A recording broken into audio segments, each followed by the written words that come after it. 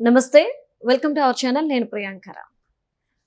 రాజ్ తరుణ్ మాజీ లవర్ లావణ్య హైదరాబాద్లో నడి రోడ్డు మీద పట్టపగలు హల్చల్ చేసింది. ఆమె కారు మీదకి జనాలు ఎగబడ్డారు. ఏం రచ్చ చేసింది, ఎందుకు హల్చల్ చేసింది, ఏమైంది, ఈ వీడియోలో తెలుసుకుందాం. మనతో మాట్లాడడానికి సీనియర్ జర్నలిస్ట్ వీర్లపాటి శ్రవణ్ కుమార్ గారు ఉన్నారు. ఆయనతో మాట్లాడదాం.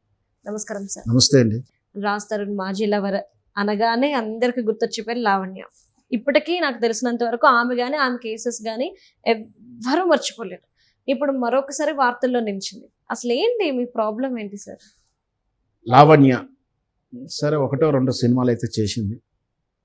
ఎన్ని సినిమాలు చేసినా ఏం చేసినా కానీ ఆమె ఆ విధంగా కాకుండా రాజ్ తరుణ్ని ఏడిపించినటువంటి మాజీ లవర్గానే ప్రేక్షకులందరినీ కూడా గుర్తుపడతారు, గుర్తుంటుంది. ఆమె ప్రతి ఛానల్లో వెళ్ళి చేసినట్టు హంగామా, చివరికి పోలీసుల మీద కూడా రివర్స్ మాట్లాడారు. ఈమె వల్ల పోలీసులు కూడా ఇబ్బంది పడి ఆరోపణలు ఎదుర్కొని క్రమశిక్షణ చర్యలు తీసుకోవాల్సిన స్థితిలోకి పోలీసులు కూడా వెళ్ళిపోవడం. సో చాలా ఆరోపణలు ఉన్నాయి. రీసెంట్గా మళ్ళీ ఈరోజు ఒక వైరల్ వార్త పొద్దున్నే ఏంటంటే, ఆమె ఎక్కడో సంగారెడ్డికి అటు వెళ్తూ వస్తూ ఆమె ర్యాష్ డ్రైవింగ్ చేస్తూ వచ్చి ఒక 2-వీలర్ బైక్ని యాక్సిడెంట్ చేయడం. వాళ్ళు పడిపోగానే అలా ఆగి చూసి మన వెంటనే మేము పారిపోయే ప్రయత్నం చేయడం తోటి వెంటనే పట్టుకున్నారు గ్రామస్తులు. ఆమె ఆకుండా వెళ్ళిపోయే ప్రయత్నం చేస్తుంది. ఆమె అప్పటికి అర్థమైంది ఆమె బిహేవియర్ ప్రకారం ఆమె బాగా మత్తుగా ఉంది, తాగి ఉందని. సో వెంటనే ఎంత నిలవకుండా ఆమె చాలా అగ్రెసివ్గా వెళ్ళిపోవడానికి ప్రయత్నం చేయడం, గ్రామస్తులతో కారుకి అడ్డంగా పట్టేయడం, చివరికి పోలీసులను పిలిచి పోలీసులకు అప్పచెప్పడం జరిగింది. సదరు పోలీసులు వచ్చిన తర్వాత ఆమె కండిషన్ ప్రకారం చూసి గెట్ చేసి డ్రంక్ అండ్ డ్రైవ్ టెస్ట్ చేయడం. ఆమె ఆల్రెడీ ఆల్కాలిక్ అనే రిపోర్ట్స్ అయితే వచ్చాయి. ఇంకా ఆల్కాలిక్ అయినా డ్రగ్స్ ఉన్నాయి కూడా ఫర్దర్ స్టెప్లో ఎంక్వైరీ జరుగుతూ ఉంటుంది.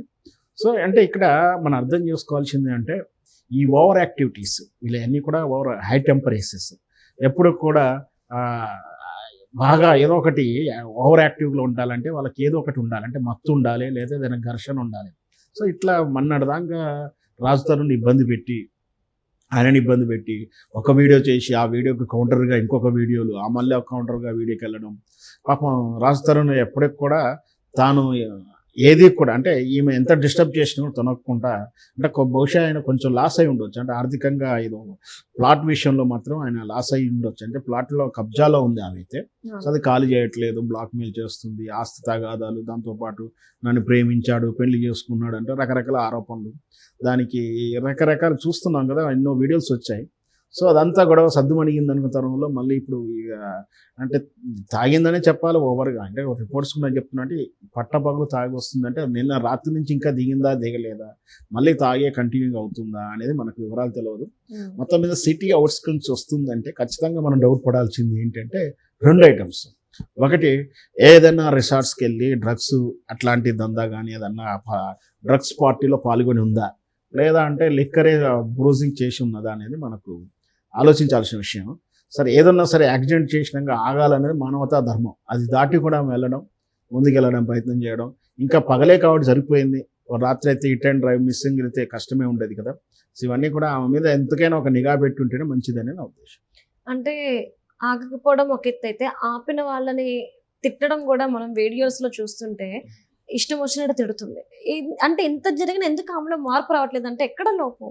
అగ్రెసివ్ ఒక చట్టాల పట్ల, సమాజం పట్ల విలువ గౌరవం లేదు ఆమెకు అర్థమైపోతా ఉంది. అంతమంది పాపం యాక్సిడెంట్ అయిన తర్వాత ఎలాంటి వాడికైనా అయ్యో పాపం అనిపిస్తుంది. తన వల్ల గుద్దినప్పుడు కేసు ఎట్లాగా అవుతుంది కాకుండా సరే మనం గుద్దిన వాళ్ళకి ఏం జరిగిందని చూసుకోవాలి. అది పోయి ఆపమని చెప్తున్న గ్రామస్తున్న అగ్రెసివ్ చేస్తుందంటే అదొక బరితెగింపు అనే చెప్పొచ్చు. Right. Thank you so much.